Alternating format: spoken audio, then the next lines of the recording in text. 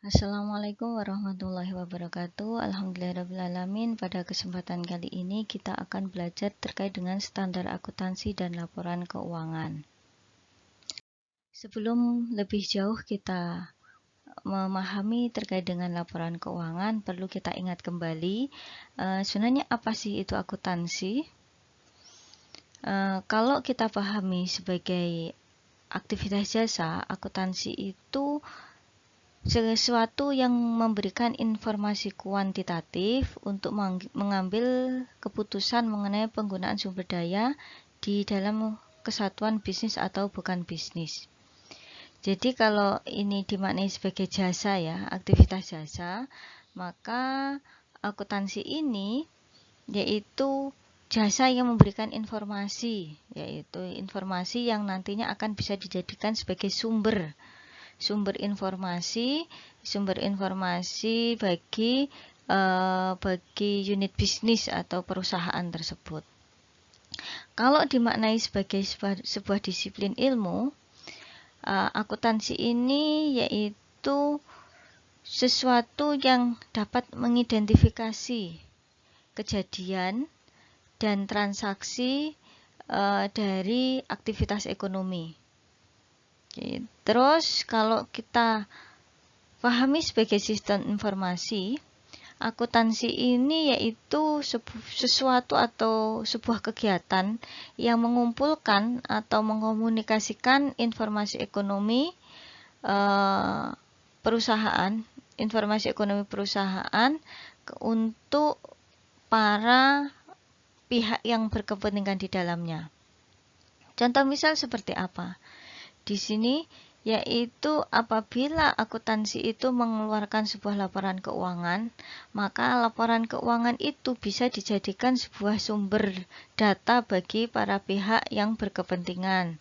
Pihak yang berkepentingan itu siapa? Yaitu ada investor, ada kreditur, ada supplier, ada konsumen, dan lain sebagainya. Itu akuntansi. Selanjutnya, ketika kita bicara laporan keuangan dan pelaporan keuangan, ini sebenarnya yaitu dua istilah yang berbeda. Laporan keuangan ini berbeda dengan pelaporan keuangan. Tapi kalau sekilas kita lihat yaitu laporan keuangan itu sama saja dengan pelaporan keuangan. Tapi ternyata berbeda. Apa sih perbedaannya di sini? Kalau pelaporan keuangan itu meliputi laporan keuangan dan cara lain untuk melaporkan informasi. Jadi pelaporan keuangan ini bisa diartikan lebih luas daripada laporan keuangan. Karena apa? Laporan keuangan ini salah satu pokok dari pelaporan keuangan. Kalau pelaporan keuangan, di dalamnya ini terdiri dari laporan keuangan, terus ada prospektusnya. Prospektus itu pembacaan laporan keuangan. Terus juga ada di dalamnya yaitu peramalan manajemen, penjelasan mengenai dampak lingkungan dan dampak sosial yang diakibatkan oleh laporan keuangan.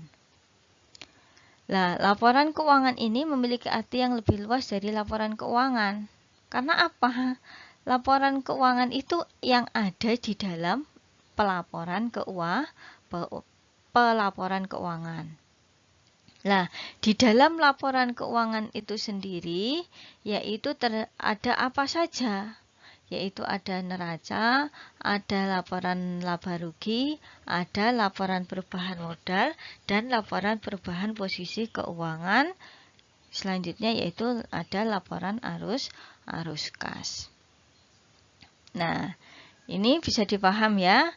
Intinya yaitu laporan keuangan itu sesuatu yang ada di dalam pelaporan keuangan yang diikuti dengan prospektus, peramalan manajemen, penjelasan mengenai dampak lingkungan dan dampak sosial. Itu. Kalau dalam PSAK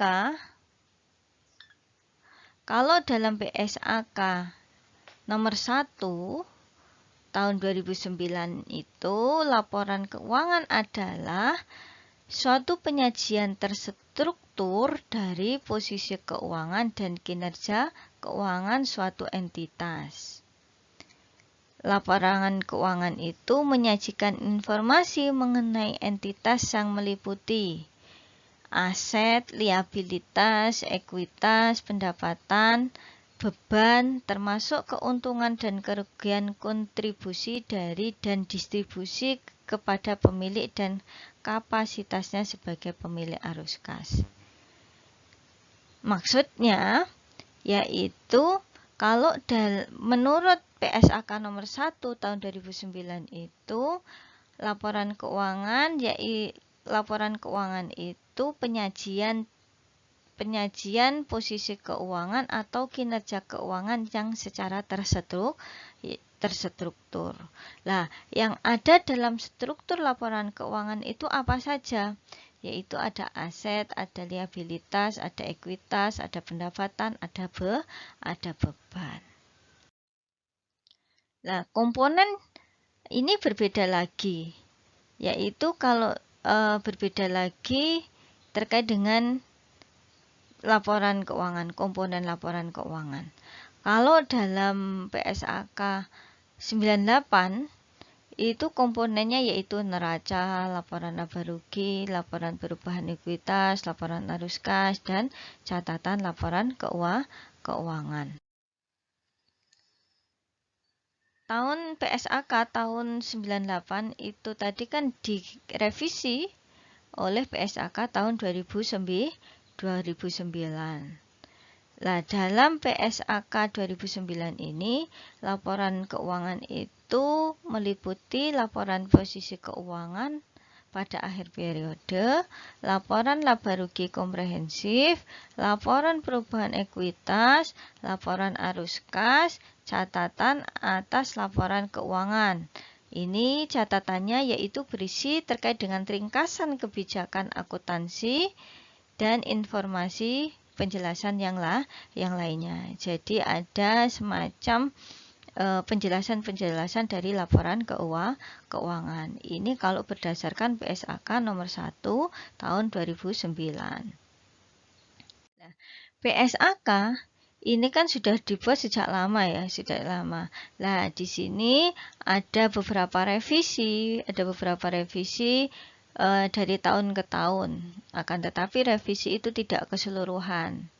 Jadi teman-teman ketika menjadi pengawas, menjadi penasehat, menjadi akuntan, menjadi konsultan hukum, itu harus mengetahui dasar dari PSAK yang digunakan dalam perusahaan dan mana yang terbaru dan mana yang sudah direvisi, mana yang belum direvisi dan lain sebagainya. Kayak gitu. Nah, kalau dalam hal laporan keuangan, ini yang ada pada PSAK nomor 1 tahun 98 itu ada revisi di tahun 2009. Dalam PSAK tahun 98 ini tidak mensyaratkan adanya laporan posisi keuangan pada periode komparatif yang disajikan ketika entitas menerapkan suatu kebijakan akuntansi secara retrospektif atau membuat penyajian kembali pos-pos laporan keuangan atau ketika entitas mereklasifikasi pos-pos dalam laporan keuangannya. Laporan laba rugi di sini adalah total pendapatan dikurangi beban dan tidak termasuk komponen-komponen pendapatan komprehensif lainnya. Laporan laba rugi komprehensif ini termasuk di dalamnya laporan laba rugi dan pendapatan komprehensif. Secara jelasnya, secara singkatnya, ini laporan keuangan di tahun 2009 ini harus mencantumkan laba rugi komprehensif. Jadi laporan-laporan keuangan komprehensif itu harus ditambahkan, harus memuat lah intinya dalam laporan keuangan itu harus memuat laporan ataupun transaksi komprehensif. Nah, tujuan laporan keuangan itu sebenarnya apa sih? Tujuan laporan keuangan itu yang pertama yaitu dia memberikan informasi untuk investor, untuk kreditur, ataupun pihak-pihak yang berkepentingan di dalam perusahaan tersebut, misal pengambil keputusan, misal direktur, direksi, dan lain sebagainya. Kalau investor ini kepentingannya yaitu untuk investasi. Jelas ya, untuk investasi. Kreditur yaitu dia untuk memberikan pembiayaan kepada perusahaan.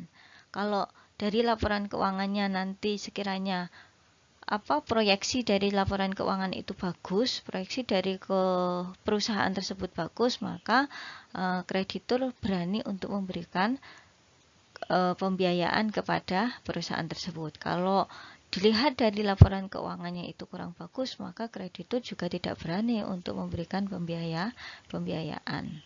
Nah, pengambil keputusan di sini yaitu dia nanti akan dibuat seperti apa sih perusahaan ini, kayak gitu. Mau akan dikembangkan atau stuck di situ saja, atau ada perubahan, ada regulasi baru di perusahaan tersebut. Yaitu disesuaikan dengan kondisi keuangan laporan atau disesuaikan dengan kondisi perusahaan. Nah, di samping itu pelaporan keuangan itu bisa menilai arus kas masa depan. Jadi bisa memprediksi. Kan di pelaporan keuangan itu nanti ada prospektus, ada prediksi manajemen, ada dampak sosial, ada dampak dampak sosialnya di situ, kayak gitu dibaca, kayak gitu. Pelaporan keuangan itu dibaca dan disajikan. Dan di samping itu, pelaporan keuangan itu juga menggambarkan sumber daya ekonomi dari sebuah perusahaan. Bagaimana sumber dayanya? Memadai atau tidak memadai? Ketika kurang memadai berarti ya harus ditambah lagi atau ditingkatkan lagi. Ini kepentingan dari sebuah pengambil keputusan dalam perusahaan. Selanjutnya, kenapa sih kita sulit untuk menggunakan standar kayak gitu? Padahal kan ini perusahaan saya sendiri, ya terserah saya ketika menggunakan standar atau tidak kayak gitu. Tapi di sini pentingnya menggunakan standar akuntansi itu yaitu untuk membandingkan laporan keuangan dari perusahaan satu dengan perusahaan yang lain, sehingga untuk menarik investor ataupun kreditur untuk menginvestasikan hartanya di sebuah perusahaan. Karena contoh misal perusahaan A laporan keuangannya baik, terus di perusahaan B laporan keuangannya cukup, di perusahaan C laporan keuangannya nggak begitu jalan, berarti tidak ada kemajuan di situ. Maka di sini investor itu memilih salah satu teknik dalam memilih tempat investasi ataupun dia memilih mengalokasikan investasinya ke mana itu yaitu melihat laporan keuangan, karena dia akan bisa membaca dari pelaporan keuangan itu, membaca perusahaan itu akan maju atau tidak di tahun mendatang, kayak gitu. Terus selanjutnya yaitu di samping untuk membandingkan, dia untuk mengurangi penyimpangan. Dengan adanya standar ini yaitu mengurangi adanya bias. Bias maksudnya yaitu apa? Oh, maksudnya apa sih bahasa ini? Kalau ada standarnya kan tidak ada lagi kata-kata seperti itu. Oh, memang standarnya seperti ini. Oh, ada laporan keuangan itu modelnya seperti ini, bla bla bla bla bla. Jadi tidak ada yang bias di situ dan salah penafsiran. Dan tidak ada ambigu juga ketika ada standar yang sama di semua perusahaan. Nah, standar ini biasanya itu perusahaan yang wajib menggunakan standar itu perusahaan yang listing di Bursa Efek atau dia yang perusahaan terbuka kayak gitu.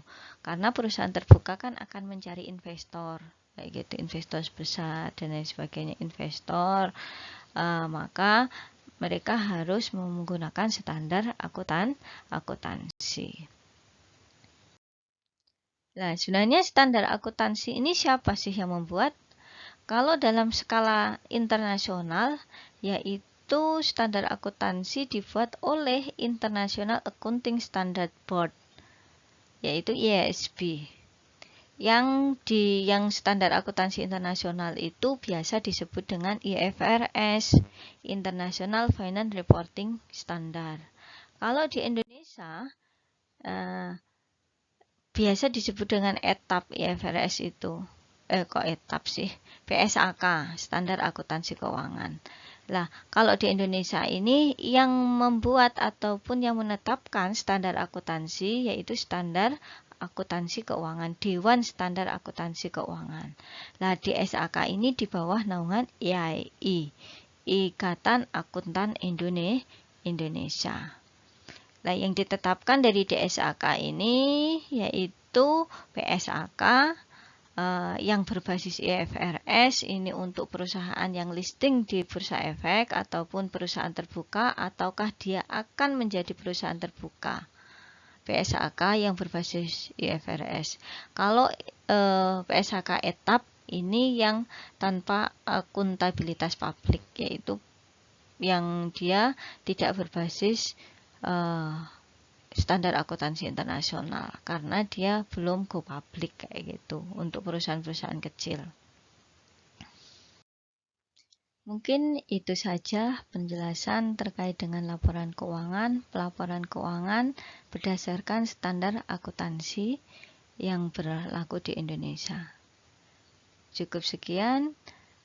Ada kurang lebihnya, mohon maaf. Akhirul kalam, wallahul muwaffiq ila aqwamit thoriq. Wassalamualaikum warahmatullahi wabarakatuh.